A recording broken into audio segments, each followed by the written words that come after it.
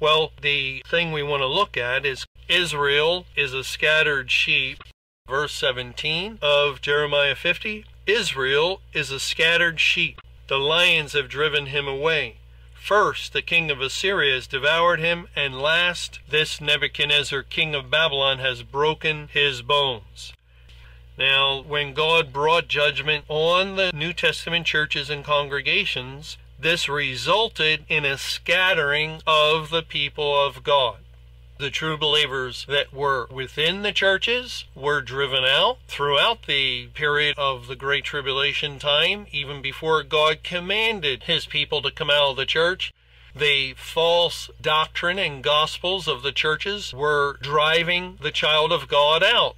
Just think when maybe during those years you attended church. I remember this very well, going into a church, and you're sitting there and you're listening carefully, and maybe you speak to the pastor afterwards and you try to get a feel for what they believe, where do they stand on salvation, what is their position on the Bible, and so forth. And without fail, there would be errors in the church, serious errors concerning salvation. They would believe in free will, or they would say it's by the grace of God, but you have to do your part. There would always be an element added, even in the Reformed churches, of free will. Or when you add any kind of element of free will, you're adding a work. So they were adding work to grace, and sometimes they would try to hide it, but they would do so. Or there was something wrong with the baptism, or they had some strange idea about the Lord's table, or we could go on for a long time with the problems that are in the churches. And the child of God was being made sad, was being cast down, and there was no feeding of that sheep. And so we wandered to another church until finally we left the church. We were scattered and driven out of the churches until God finally, for our own good and benefit, commanded his people come out, or to depart out and flee to the mountains. And then that also was a result of the fact there was no truth in the congregations. Their unfaithfulness and disobedience really led to God commanding his people out. So the scattering of the believers within the churches was a result of God's judgment upon them, but that was due to their unfaithfulness. And also that great multitude outside of the churches and congregations remained scattered. They became saved, but they weren't gathered together during the period of the Great Tribulation. God was dealing with them outside of the churches, yes. But again, it was a failure of the church, a failure to teach and hold to the truths of the Word of God, a failure of being faithful stewards that kept that great multitude out of the church, and therefore they also were scattered as a result of the judgment upon the churches and congregations. Now we read in Joel chapter 3, in the first couple of verses, Joel 3, verse 1, "For behold, in those days and in that time, when I shall bring again the captivity of Judah and Jerusalem, I will also gather all nations, and will bring them down into the valley of Jehoshaphat, and will plead with them there for my people, and for my heritage Israel, whom they have scattered among the nations, and parted my land." Here God is referring to Judgment Day. Notice he says that he will gather all nations and bring them down into the valley of Jehoshaphat.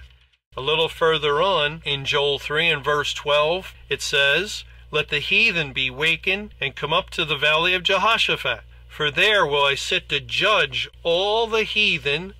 And heathen, by the way, is an English word that is translated as nation or nations. The word goy in the Hebrew can be translated to heathen or nation or Gentile. And here God says, "I sit to judge all the heathen," or all the nations round about. Verse 13, now notice this. "Put ye in the sickle, for the harvest is ripe. Come, get you down, for the press is full. The fats overflow, for their wickedness is great." And the fats are the wine presses. And notice how God relates judging the nations in this valley of Jehoshaphat with putting in the sickle and harvest. Again, that relates to Revelation 14, and it is referring to the period immediately after the Great Tribulation when judgment began, which was May 21, 2011. Well, in Joel 3 verse 2, where the Lord gathers the nations and brings them down into the valley of Jehoshaphat and says, and will plead with them there. The word plead can be translated as judgment or execute judgment. The Lord will execute judgment with them there for my people and for my heritage Israel. Now remember, in Jeremiah 50, we had looked at this back in verses 10 and 11 of Jeremiah 50. It says, and Chaldea shall be a spoil, and all that spoil her shall be satisfied, saith Jehovah, because ye were glad, because ye rejoiced, O ye destroyers of mine heritage, because ye are grown fat as the heifer at grass, and bellow as bulls. And Chaldea is another name for Babylon. Babylon will be spoiled because she was glad and rejoiced as she was a destroyer of God's heritage. Now, Babylon is used to represent the nations of the world.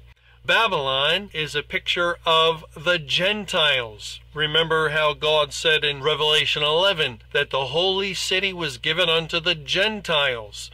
Well, the Gentiles are the nations. Babylon represents the nations. And here in Joel 3 verse 2, God is executing judgment with them there for my people and for my heritage Israel. Now here, he's executing judgment upon the nations. In Jeremiah 50, he's executing judgment upon Babylon because spiritually they are one and the same. And then it goes on to say at the end of verse 2 of Joel 3, whom, my heritage Israel, whom they have scattered among the nations and parted my land. See, the Gentiles are to blame. The nations are to blame for scattering Israel because it was Satan and his forces, the Gentiles, the unsaved who entered into the congregations that tread underfoot the holy city. And because of that, the people of God were scattered. And because of that, those saved during the latter rain were not gathered into the church. And therefore, it was as if they were scattered also.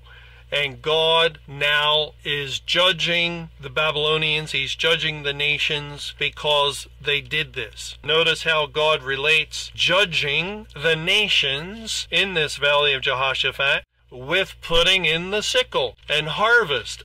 Again, that relates to Revelation 14, and it is referring to the period immediately after the Great Tribulation when judgment began, which was May 21, 2011.